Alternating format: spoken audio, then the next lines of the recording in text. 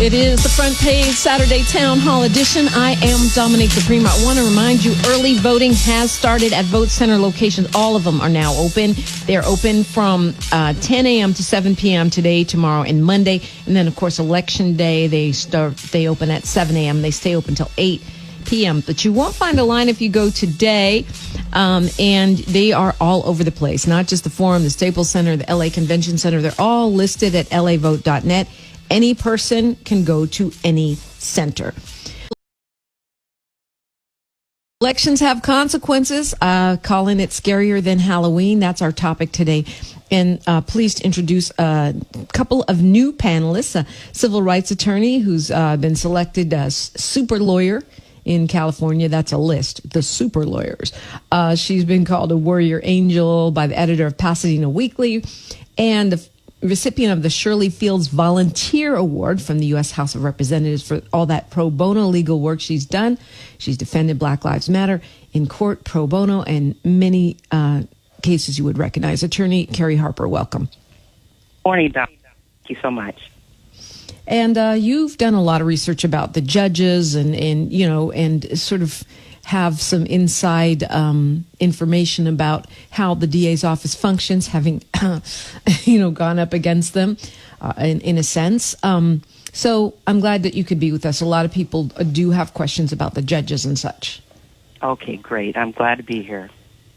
Also joining us, the Director of Public Policy at the UCLA, Ralph Bunche Center for, Dominique,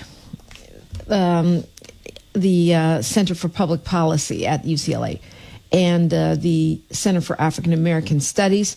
He's founding executive director of the Center's Black Policy Project that focuses on producing community-driven research, and it helps spur policy changes, which is some of what we're talking about on the ballot. We have some policy changes, substantive ones, that we get to vote on this time.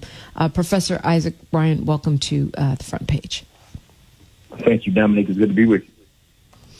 Yeah, I mean, I'm so glad you could come back on when we don't have to argue and we can just kind of focus on, this idea that when we say elections have consequences, everyone thinks, oh, wait, who's president or who's not president? But it's much more than that.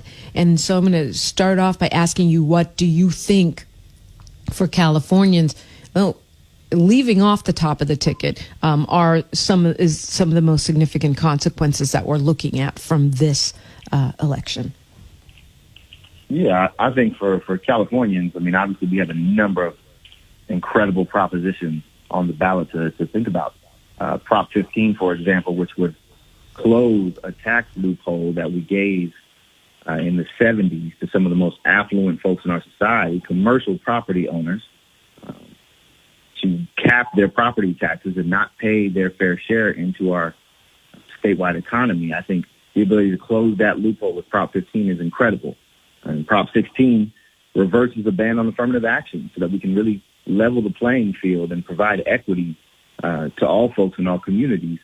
That's really huge. Also, locally in Los Angeles County has Measure J on the ballot. Measure J would force the County of Los Angeles to invest nearly $1 billion a year into alternatives to incarceration and other community investments, which is a landmark countywide measure that could have consequences for the entire country. And I think those three measures in particular come to mind for things that the entire state should be paying close attention to. Yeah, and I'll ask you the same thing, Attorney Carrie Harper. What do you see as the most impactful thing as far as consequences for African-American communities? I would agree on Measure J and Measure 16. We need to get the affirmative action back. And, of course, with the judges, I just like back in the day with the Today host that said Florida, Florida, Florida, I say judges, judges, judges, because all of the lawsuits that the Republicans are making and trying to suppress the vote, they have to go to a trial court judge. And if you ask 10 individuals in the county, who are your judges? Name a few judges. They might struggle to know that. So I keep saying judges, judges, judges. Yeah, and you've done a great job in helping educate us during the weekday version of the front page, which is 4:30 to 6 a.m. We have those shows up at the KJLH YouTube channel, which is Radio Free TV. They're also at kjlhradio.com. You can go back, you can hear the show we did on the judges. You can hear shows we've done on all of the propositions. And I have my ballot, opinions at DominiqueDiPrima.com. A lot of people have been asking me. I wasn't trying to do it, but I did it, and it's there. We have some people that have questions for you guys, so let's do that. Let's go to Marquisa calling us from Carson. Good morning, Marquisa. Good morning. Very quickly, I wanted to know, what is the impact of the popular vote in contrast to the electoral college? And do the electors have to vote in the same way that, like, if the Democrats win or there's more Democratic vote in California, do the electors in California have to vote that way, or can they vote a different way? Right. So I'm glad you asked that, because I've been getting a lot of emails about this. Who, are electors obligated to vote the way that the popular vote goes in a state? And, and how does that really work, I guess, is what a lot of people are asking. And some clarification would be helpful. You want to take that, Professor Bryan? Sure. In general, most states require that all the electoral votes go to the candidate who receives the plurality for the state. And so the popular vote does matter, and it's incredibly important. It's not likely that we see an electoral college that differs from the popular vote, albeit the allocation of electoral voters versus the popular vote doesn't seem to match what we see across the country in terms of most folks living on the edges in our coastal cities and in our coastal states. That representation seems to get skewed when we look at how the popular vote turns out versus how the electoral college turns out. California, for example, is one of those states that never feels adequately represented by the time an election is over. But that being said, to the point we had earlier, if you're just looking at the top of the ticket at the federal election for the president, you might be missing the incredible importance of all of the statewide and local measures here in a state like California or in several other states. And so voting all the way down the ballot and remembering that your vote matters, that not voting could have incredibly harsh consequences on our communities, is something to keep in mind. It's not just about the presidency. It's about every single thing on that ballot. Right, and I think a lot of people don't realize that actually the presidency is the only thing affected by, the vice presidency, by the Electoral College. The Electoral College is not going to weigh in on Measure J or Prop 16. So I think, that we get discouraged by the concept of having an Electoral College, but it doesn't impact every race. Yeah, that's correct. And it's sad. We know Gore got more. Yeah, but he didn't get the electoral college votes. I don't know I think maybe, Keisha, maybe you can clarify, but were you saying... Oh, she's not on. She's not. Yeah, she's... Okay. Well, she's listening, but she's not on the line. Oh, okay. Well, I'll just talk to her. So my understanding is you need 270 electoral college votes to win the election. California has a boatload of them. Texas has a boatload. Florida is in play. And there's some battleground states.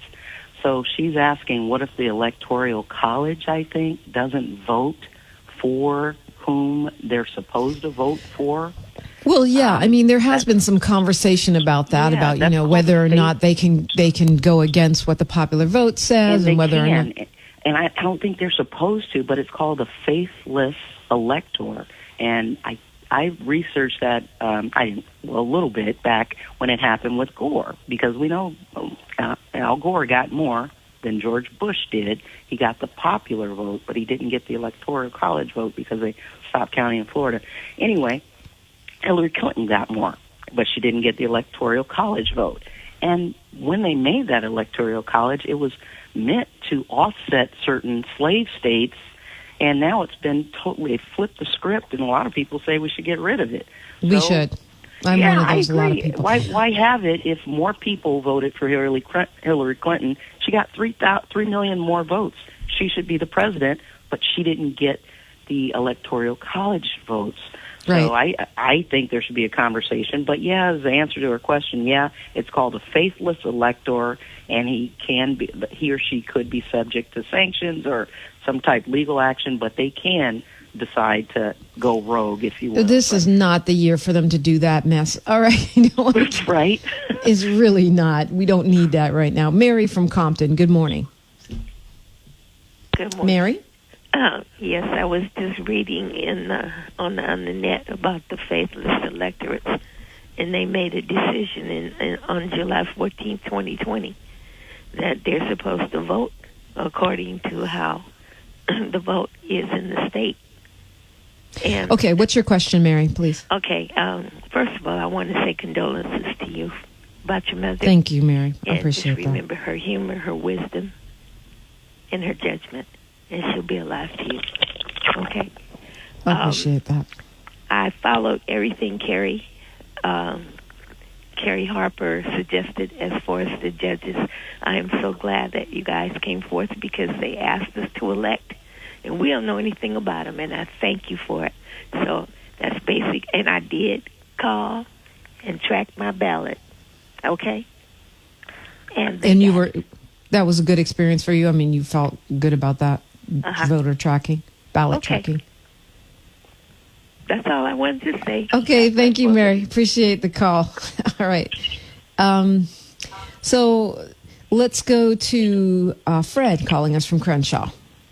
Hi, Fred. Fred, you ready? Everybody's sleepy today? What's going on? All right. We're going to keep it moving. They went out for Halloween, Dominique. Well, Halloween is tonight. They're going to party the whole weekend.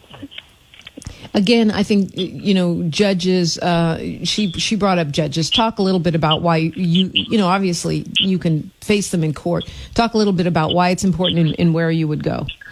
Oh, well, yeah, the judges are they're the door and the window into everything. A lot of folks get worked up about the Supreme Court nominees and the Supreme Court justices, and rightfully so. But let's look at the evidence that they get to examine. Know that the evidence that the Supreme Court gets to examine comes from the trial court level. It doesn't just miraculously jump from your situation that you're dealing with to the Supreme Court, where we have Kavanaugh now nominated by Trump. We have Gorsuch and now Coney Barrett. They start at the trial court level, your county level judges. So some of the votes that are they're trying to suppress votes in Texas. The drive-through ballots, have you heard about that, Dominique? Where they're trying to get 100,000 ballots kicked out, the Republicans are? Yeah. There was a lawsuit that the Republican Party filed to get drive-through ballots kicked out because people were afraid of COVID and they drove their ballot in.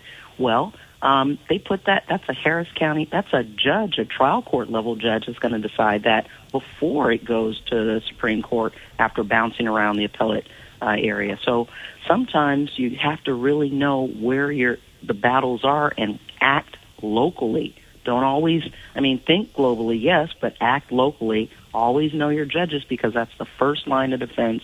When you have a problem, it's going to be heard at your county level. Always know your judges. I'm an advocate for jury service, and I'm an advocate about knowing your judges.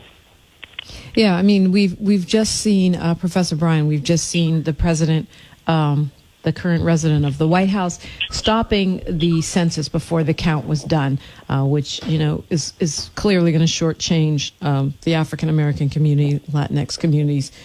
And now it seems like there's this huge push to keep us from voting, or, only allow certain people to vote, voter suppression. Yet we still feel like our votes don't make a difference. Talk to me about, the impact of this voter suppression campaign and how we push back against that at this point. Yeah, no, it's understandable why we would feel like our vote doesn't matter. For over 400 years, we haven't had, at least black folks in this country, but also brown folks, indigenous folks, and poor folks have not had adequate representation in the policy decisions of any level of government. And so we question the efficacy of our vote, knowing that history, and part of that reason that has happened is because our vote was banned. We were legally not allowed to vote for a large chunk of that 400 years. And then when we got the right to vote, we have been encouraged not to. We have been suppressed. We have been intimidated. We have had our votes undermined by different secretaries of state. I'm thinking of the Stacey Abrams race in Georgia. We have had our votes marginalized more so than any other voting demographic. That being said, when we turn out and when we vote in solidarity for the things that we need, we have the ability to change our communities and our country. And we have shown that time and again in many incredible instances. I'm thinking of the election of Barack Obama that had some of the largest black turnout in American history, right? And I'm also thinking of the way that black women seem to vote on issues of racial equity, even when candidates are not members of the black community but have the interest of policy alignment with black community interests and other community interests. I see our ability to change the country. And here in California, we have the ability to change property tax loopholes for Prop 15. We have the ability to restore affirmative action. With Prop 16, we have the ability to restore the right to vote to those who have been released from incarceration and are now serving the rest of their parole. With Prop 17, and then Measure J has the ability to redirect our county budget to match the values of our communities. And that's something we all need to show up and show out for. Even if the Electoral College and other barriers make it feel like we can't speak in the presidential election, we have the ability to influence our local communities and don't discount our ability to still speak in the federal election. One of the candidates, Vice President candidate Kamala Harris, is a former senator or a current senator of California. If there's no other reason to vote, it's because we are represented on the ticket from the top down. And so we've got to be active and we've got to participate, not just this election, but every election. Yeah, 9:22 in the morning. And when we get back, Professor Bryan, or maybe we should do it now so I don't forget. No. Okay, Bobo, I'll go to break. I want you to talk a little bit about why, why I know you're a progressive, and a lot of progressives and a lot of black men and people on the internet say, well, we don't support Kamala Harris because she's not progressive enough. At the same time, the president is saying she's a communist. This is meant to confuse us and divide us. I'd love to get your comments on that when we get back. We are taking your phone calls all the way till 10 o'clock, 520-KJLH, 520-5554. It's Halloween. Put on a mask and go vote. It's Radio Free 102.3 KJLH.